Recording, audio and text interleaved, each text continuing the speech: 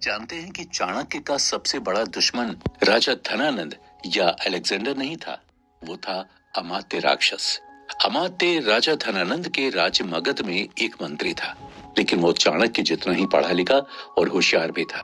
धनानंद भी कभी उसकी बात नहीं टालता था।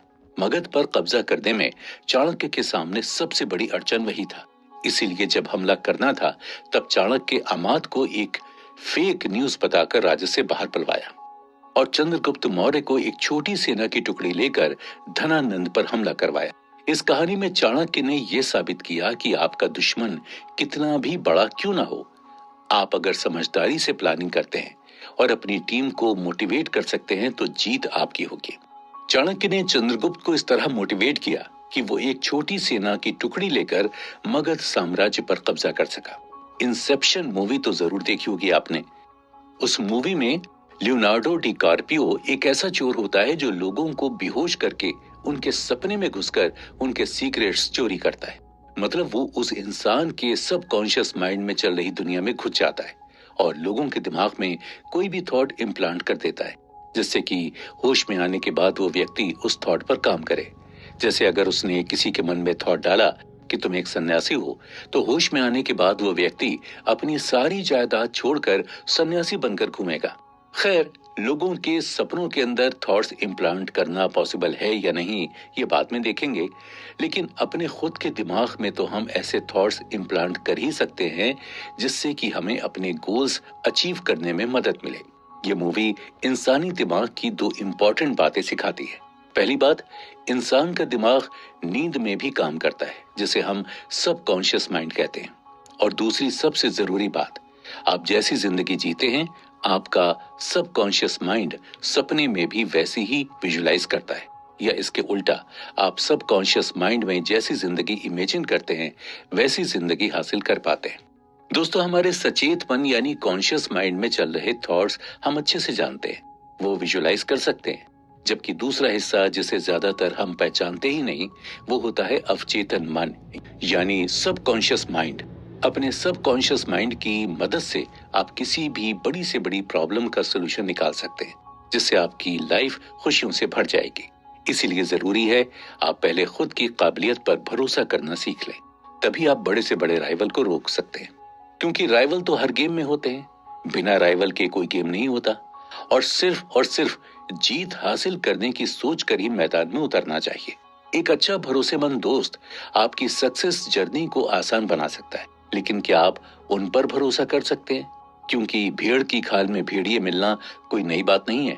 हमेशा से ही पीठ में खंजर भोंकने वाले साथियों से बचकर रहने की सलाह दी जाती रही है, लेकिन ऐसे फेक फ्रेंड्स की पहचान कैसे करनी है, ये डिसाइड करने के लिए चाणक्य की इस नीति का इस्तेमाल आप कर सकते हैं। दोस्तों, आज के मॉडर्न टाइम में जिसे हम बैकग्राउंड चेक के नाम से जानते हैं, ये कॉन्सेप्ट सालों पहले चाणक्य ने बताया था।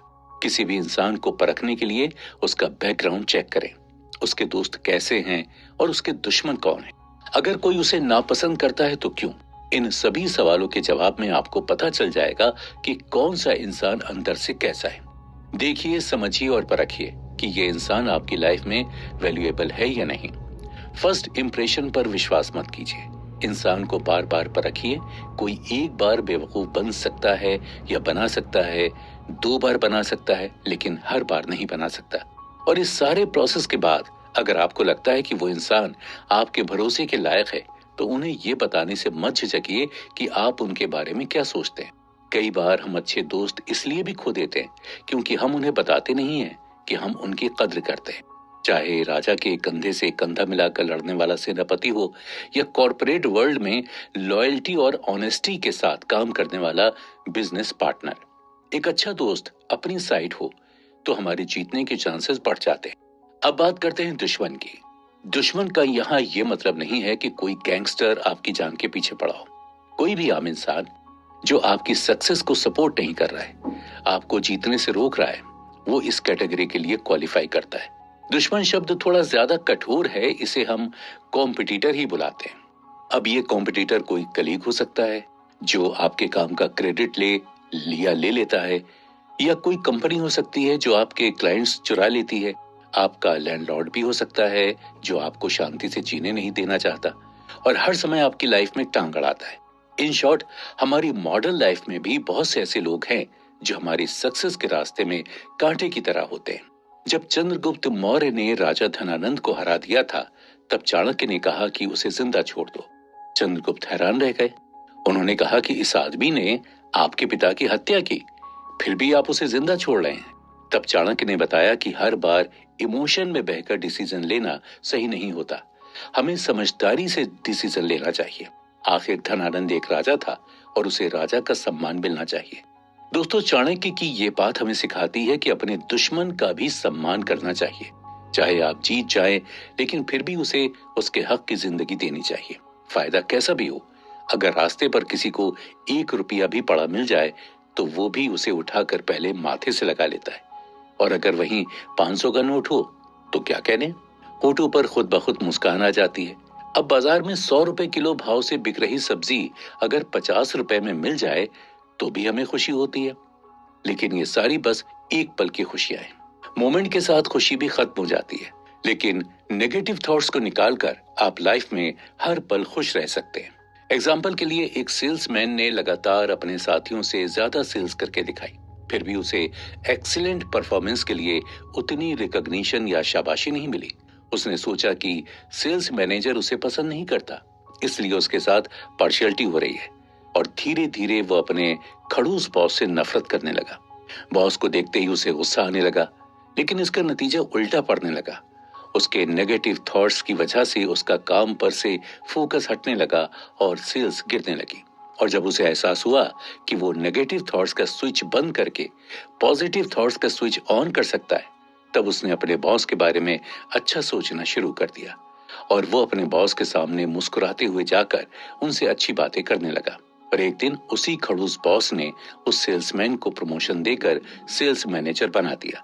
नेगेटिव थॉट्स की वजह से हमेशा नुकसान ही होता है, और इससे आपके मन की शांति खत्म होकर परेशानी, स्ट्रेस, चिड़चिड़ापन, इम्बैलेंस्ड ब्लड प्रेशर जैसी कई प्रॉब्लम्स शुरू हो जाती हैं।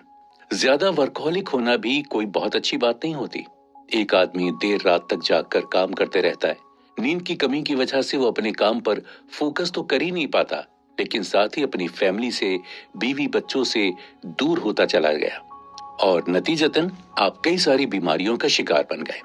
अब वो क्यों इस तरह का वर्कहोलिक बन गया था, इसकी वजह पूछी तो उसने बताया कि उसने अपने भाई के साथ अच्छा बिहेव नहीं किया और कुछ साल पहले उसके भाई की मौत हो गई। इसी गिल्ट में वो लगातार काम करके खुद को अपनी फैमिली से दूर रखकर अपने आप को सजा दे रहा था। ऐसे दुख को खत्म करने के लिए और अपनी लाइफ बेहतर बनाने के लिए पहले खुद को माफ कर देना जरूरी होता है, क्योंकि एक गिल्ट के लिए आप अपनी फैमिली की लाइफ खराब नहीं कर सकते। इसीलिए जरूरी है कि आप सोच समझकर अपनी जिंदगी को प्लान करें। तो दोस्तों, राधा कृष्णन पिल्लई ने लिखी जो किताब है आर्ट ऑफ विनिंग, इसमें उन्होंने हमें समझाया कि चाणक्य की नीति का इस्तेमाल करके कैसे हम अपनी जिंदगी को बदल सकते हैं। आसान सी बात है कि हमें बस पॉजिटिव थिंकिंग के साथ अपने रास्ते पर आगे बढ़ना है। ऑथर भी यही कहते हैं कि अगर हम चाणक्य की सीख को अपने जीवन में ढाल सकें तो हम एक सक्सेसफुल लाइफ जी सकते हैं। लेकिन चाणक्य सिर्फ पॉजिटिव थिंकिंग का सबक नहीं सिखाते, बल्कि वो असीम बुद्धिमत्ता यानी स्मार्टनेस और अनबीटेबल टैलेंट के भी प्रतीक हैं। वो सिखाते हैं कि हमें लगातार अपनी काबिलियत, अपना टैलेंट बढ़ाते रहने की जरूरत है। हमें नई नई बातें सीखने की जरूरत है। हमें लगातार अपडेट रहकर खुद को अपग्रेड करते रहने की जरूरत है। और चाणक्य ने कही बातें इतने डेकेड्स के बाद आज भी 21st सेंचुरी में लागू होती हैं। इसका मतलब है कि चाणक्य हमेशा दूर की सोचकर प्लान बनाते थे। हमें भी अपनी जिंदगी में लॉन्ग टर्म इफेक्ट्स को समझकर अपना रास्ता बनाना चाहिए, ताकि सिर्फ हमारा वर्तमान ही नहीं, भविष्य भी खुशियों से भरा हुआ हो। अगर हम चाणक्य की नीति को फॉलो करें तो बेशक हम लाइफ में सक्सेस हासिल करके खुशहाल जिंदगी का आनंद ले सकते हैं। तो दोस्तों, हमारा ये शो आपको कैसा लगा